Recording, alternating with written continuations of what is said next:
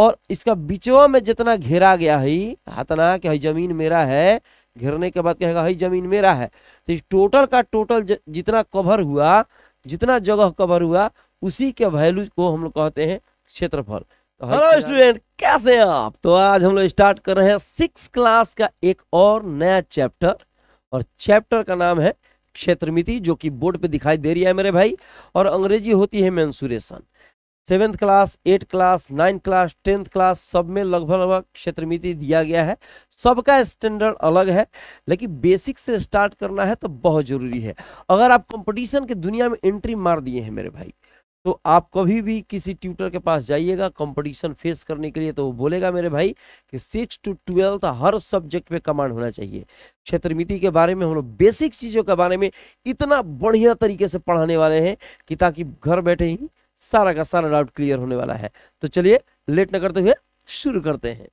देखिए, आज पढ़ने वाले हैं हम लोग मेंसुरेशन के बारे में, क्षेत्रमिति के बारे में, और ये 6 क्लास का एनसीईआरटी का चैप्टर नंबर 10 है, जो कि बोर्ड पे दिखाई दे रहा है।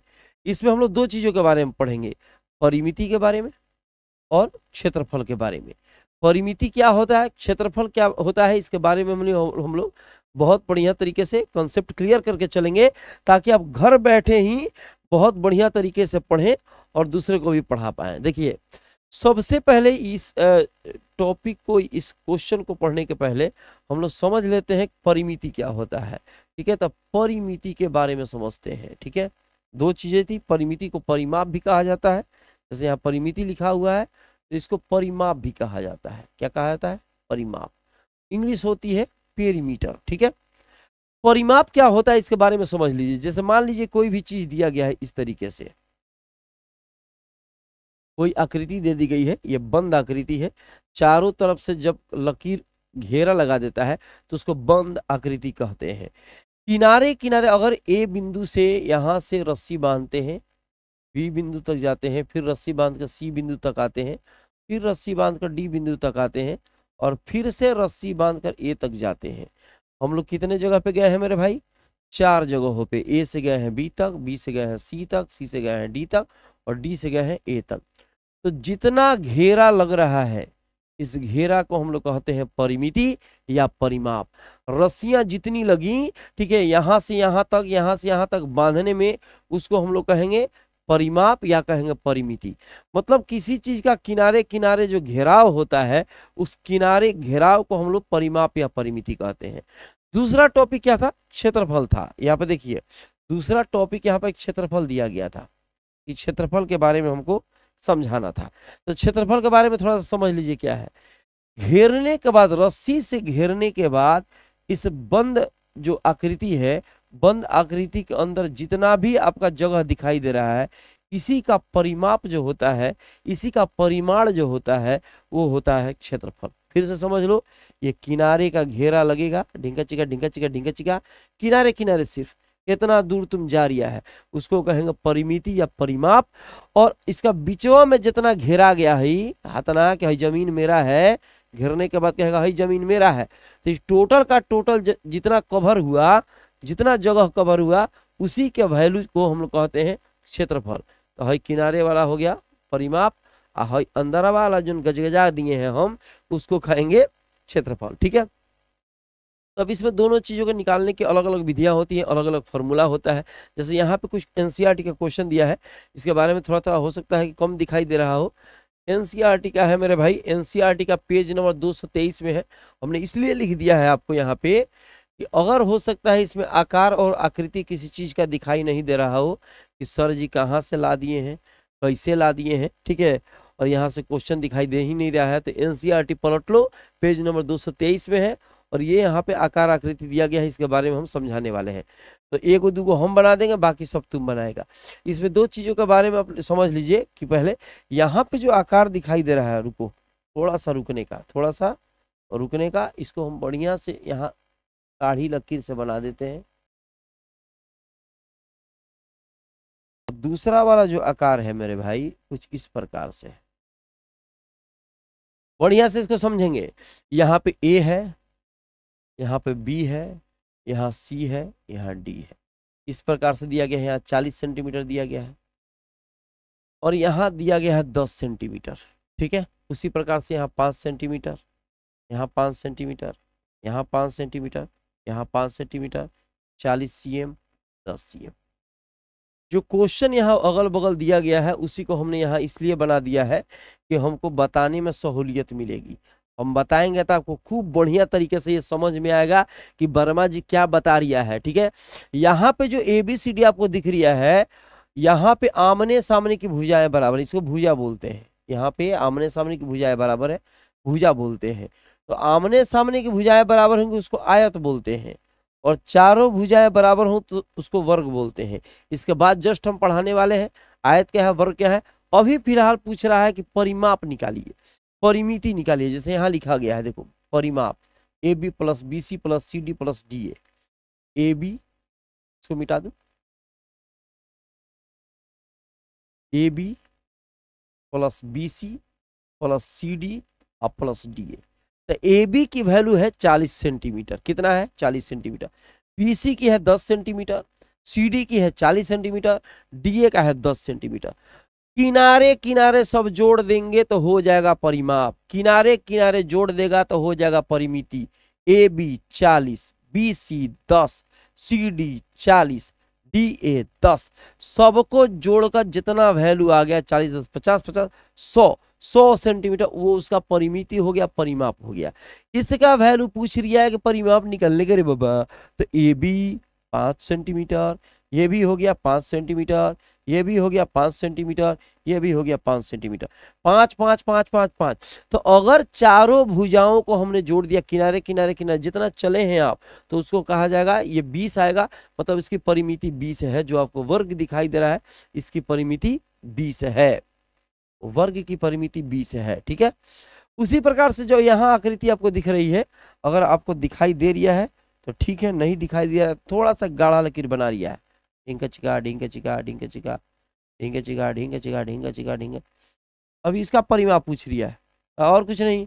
यहाँ 1 सेंटीमीटर दिया गया है, 3 सेंटीमीटर 3 सेंटीमीटर, आपको नहीं दिख रहा है, हमको दिख रहा है।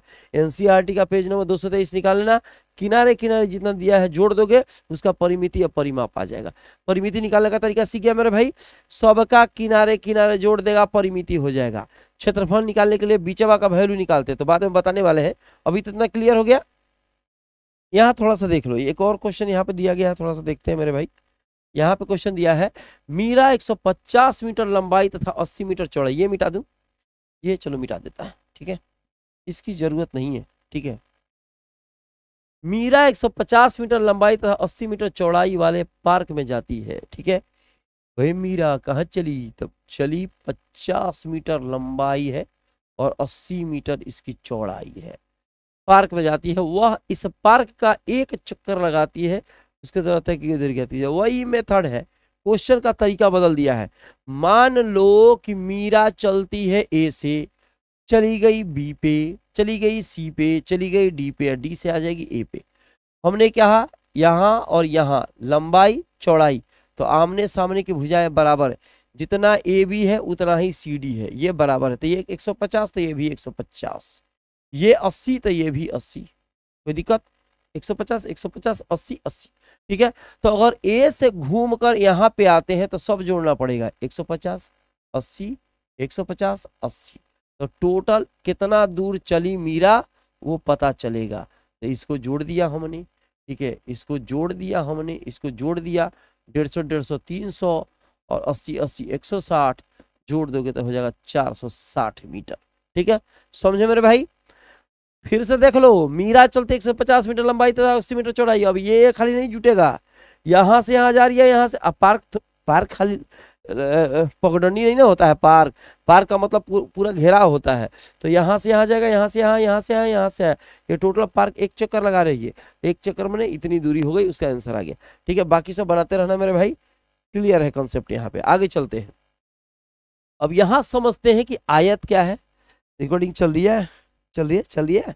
चलो यहां समझते हैं कि आयत क्या है, वर्ग क्या है, सम आकृति का परिमाप क्या है। परिमाप हमने बताया है कि किनारे किनारे का जोड़। परिमाप का अर्थ होता है किनारे किनारे के जोड़वा को हम क्या बोलते हैं?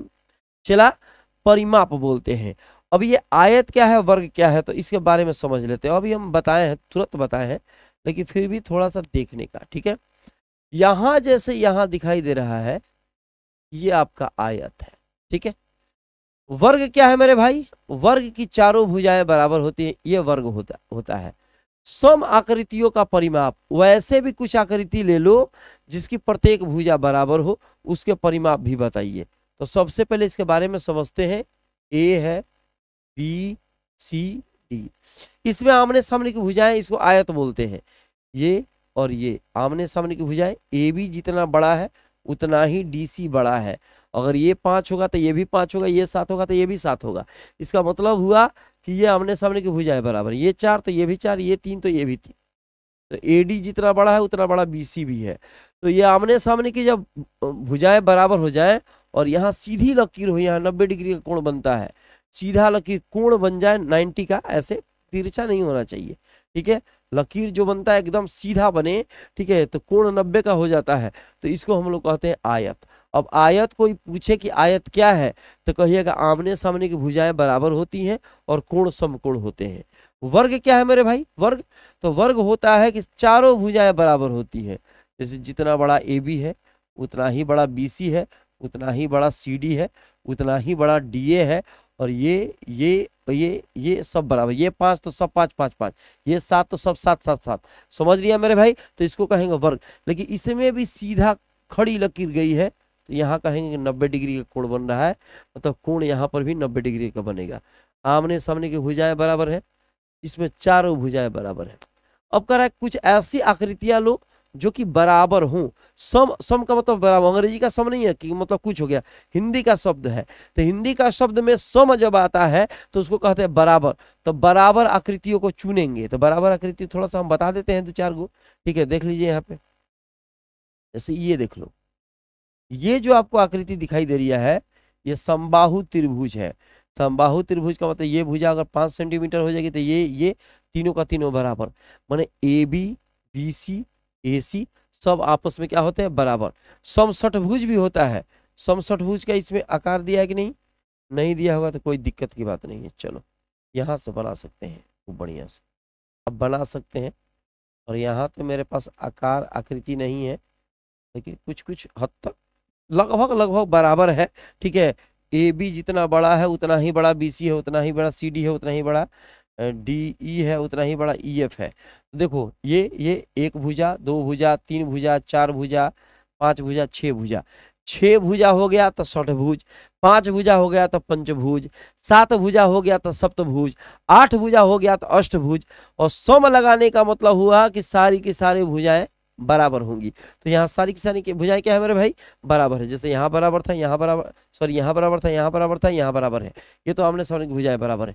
तो इसको ये सम आकृतियां हुई। अब इसके परिमाप क्या होंगे, इसका परिमाप हमको बताना है। तो सबसे पहले इसका परिमाप देख लीजिए। इसमें क्या है मेरे भाई, जितना बड़ा एडी है, आयत वाला बता रहे हैं पहले, आयत वाला जितना बड़ा एडी है, ठीक है, उतना ही बड़ा बीसी है, बीसी। अगर इसको हम बी मानते हैं तो ये भी बी हो जाएगा, ब्रेथ मतलब चौड़ाई। इसको अगर एल मानते हैं लंबाई, तो ये भी हो जाएगा एल, ठीक है। इसका मतलब हुआ कि अगर टोटल इसका परिमाप निकालना हो, ये 5 होता तो ये भी 5, ये 7 तो ये भी 7, इसको एल माने हैं तो ये भी एल, ये बी माने हैं तो ये भी बी। अगर कहा जाए कि परिमिति निकालिए, यहाँ पे परिमिति निकालिए, तो परिमिति क्या होता बता, परिमिति हो जाता ए बी, यहाँ से चलोगे तो टोटल किनारे वाला जोड़ देंगे, यहाँ से यहाँ चला तो इसको एल माने हैं, प्लस यहाँ से यहाँ आया तो बी माने हैं, प्लस यहाँ से यहाँ जाएगा तो एल माने हैं, फिर यहाँ से यहाँ आएगा तो बी माने हैं। इसका मतलब किनारे किनारे सबको क्या करना है मेरे भाई, जोड़ देना है। यहाँ देखो एल और एल दोनों एक जात का है, तो जोड़ेंगे तो हो जाएगा 2l, प्लस बी और बी में जुट जाएगा, एक के जात में जुटेगा तो बी और बी जुटेगा तो 2b। इसमें से 2 कॉमन हो जाएगा, दोनों को बाहर निकाल, दो इसमें भी 2 है, इसमें भी 2 है, तो 2 बाहर निकल जाएगा, तो एल प्लस बी माने लंबाई प्लस चौड़ाई। बी मतलब ब्रेथ माने चौड़ाई होता है, एल माने लेंथ माने लंबाई होता है। तो अगर कोई पूछे कि आयत की परिमिति क्या होती है, तो 2 इंटू ब्रैकेट का मतलब होता है गुना, उसको इंटू भी कह सकते हैं, 2 इंटू लंबाई प्लस चौड़ाई। समझ गया? अब ये फॉर्मूला बन गया आपका। अगर यहाँ पे 4 रहता, यहाँ 5 रहता, तो इतना कुछ बनाने की जरूरत नहीं थी। 2 4 प्लस 5 जैसे बताते हैं, उनको तो समझ में आएगा तुमको, थोड़ा सा बता रही है। जैसे मान लो कि यहाँ पे जो दिया गया है, यहाँ पे अगर 2 रहता तो ये 2, तो ये भी 2, यहाँ 1 रहता तो ये भी 1 रहता। ठीक है, तो अब ज्यादा कुछ ऐसे ऐसे जोड़ने की जरूरत नहीं है। अगर इसका परिमिति निकालना हो तो 2 लंबाई ले लेंगे एगो, तो एगो लंबाई 2 है, और चौड़ाई लेंगे एक तरफ का एगो, तो हो गया आपका 2, ये 3, हो गया 6। आ गया आंसर। समझ रहे ना? मतलब ध्यान आपको रखना है खाली कि अगर एगो लंबाई और एगो चौड़ाई लेकर जोड़ देना है, 2 से गुना कर देना है। इसका परिमिति किनारे किनारे, अगर नहीं आता है तो किनारे किनारे चल के जोड़ लो, काम खत्म हो जाएगा। उसी प्रकार से अगर इसकी एक भुजा कोई हम मान लेते हैं एल, चाहे ए मान लेते हैं, तो जब ए मानोगे तो चारों भुजाएं बराबर है, तो ये ए तो ये भी ए, ये भी ए, ये भी ए, और यहाँ 2 आएगा तो सब 2, और यह 4 आएगा तो सब 4, क्योंकि वर्ग की भुजाएं क्या होती है मेरे भाई? बराबर होती हैं। तो इसका परिमिति कैसे होगा? इसकी परिमिति हो जाएगी ए, इधर से चलेंगे, फिर इधर आएंगे, फिर इधर आएंगे, फिर इधर जाएंगे, तो हो गया ए 4 गो हो गया, तो 4 इंटू ए का मतलब हो गया भुजा। ए का मतलब क्या हुआ? भुजा। अगर आपको इसी पर अगर कोई सवाल बनाना हो, तो अगर 4 4 4 लिखा है तो सबको जोड़ भी सकते हैं, या डायरेक्ट 4 यहाँ लिख कर एगो को लेकर गुना कर दीजिएगा तो आंसर आ जाएगा। नहीं समझा? मैंने यहाँ अगर 4 है, 4 है, 4 है, 4 है, तो एगो 4 लिखकर एगो एगो यहाँ पे 4 जो लिखा था उससे गुना कर दो, आंसर आ जाएगा। 5 लिखा था, 5 से गुना कर दो, आंसर आ जाएगा। अगर कंफ्यूजन होता है फॉर्मूला में, ठीक है, कि कैसे हो रहा है, तो कुछ नहीं करना है, एगो बिंदु चुनेंगे, वहां से यहाँ जाएंगे, यहाँ से यहाँ, यहाँ से यहाँ, यहाँ जाएंगे, सबको किनारे किनारे जोड़ देंगे। फिर उसी तरह से यहाँ बिंदु चुनेंगे, यहाँ से किनारे किनारे जितना चल के जाएंगे, जितना लिखा हो 3 2 5 कुछ भी लिखा हो उसको जोड़ देंगे किनारे किनारे, वही इसका आंसर हो जाएगा। इसमें क्या हो जाएगा मेरे भाई? अगर यहाँ से चलते हैं तो ये जोड़ेंगे, ये जोड़ेंगे, ये जोड़ेंगे, बराबर है तो 3 से गुना कर देंगे ए को लेकर। अगर नहीं आता है समझ में तो ऐसे इसको जोड़ो, इसको जोड़ो, इसको जोड़ो। अगर 5 को होगा तो 5 को जोड़ेंगे, मतलब चल चल के किनारे वाला जोड़ देंगे तो उसकी परिमिति हो जाएगी, उसका परिमाप हो जाएगा। ठीक है, ये तो समझ में आ गया मेरे भाई। इसी पर ये कुछ क्वेश्चन दिया गया है, क्वेश्चन हो सकता है दिखाई ना दे रहा हो, हम पढ़ के बताते हैं, एनसीईआरटी का ही क्वेश्चन है। ठीक है, एक त्रिभुज की 2 भुजाएं 12 सेंटीमीटर है। कोई त्रिभुज है, मान लो एक त्रिभुज मान लेते हैं, बना देते हैं अपने हाथ से। चलो कोई इस तरह से त्रिभुज बना देते हैं, कोई इस तरह से त्रिभुज बना। चलो ये ए है, ये बी है, ये सी है। इसमें कह रहा है एक त्रिभुज की 2 भुजाएं 12 सेंटीमीटर, ये 12 सेंटीमीटर है और ये 14 सेंटीमीटर है। ठीक है, इस त्रिभुज का परिमाप 36 सेंटीमीटर है। ठीक है, और टोटल की वैल्यू कह रहा है 36 सेंटीमीटर है। परिमाप जो दिया है मेरे भाई 36 सेंटीमीटर है। तो तीसरी भुजा की लंबाई बीसी की वैल्यू पूछ रहा है, इसकी वैल्यू फिर से समझ लो, इसकी वैल्यू 12, इसकी वैल्यू 14, और टोटल की वैल्यू दिया है 36। जैसे मान लो, आपको हम बताते हैं तो समझ में आएगा। अब यहाँ पे देख लो परिमाप क्या होता है। परिमाप होता है टोटल जोड़ेंगे, अगर यहाँ चलना हो तो इससे इससे इससे करके पहुंचेंगे, यहाँ चलोगे तो ऐसे ऐसे करके ऐसे पहुंचेंगे। तो परिमाप बराबर क्या होगा बताओ? परिमाप बराबर हो जाएगा AC, अब यहाँ से यहाँ आएगा CB, फिर यहाँ से आएगा BA, और परिमाप का वैल्यू कितना दिया है 36। AC का वैल्यू कितना है मेरे भाई 14, CB का वैल्यू तो CB ही रह जाएगा, और BA का वैल्यू कितना हो जाएगा 12 होगा।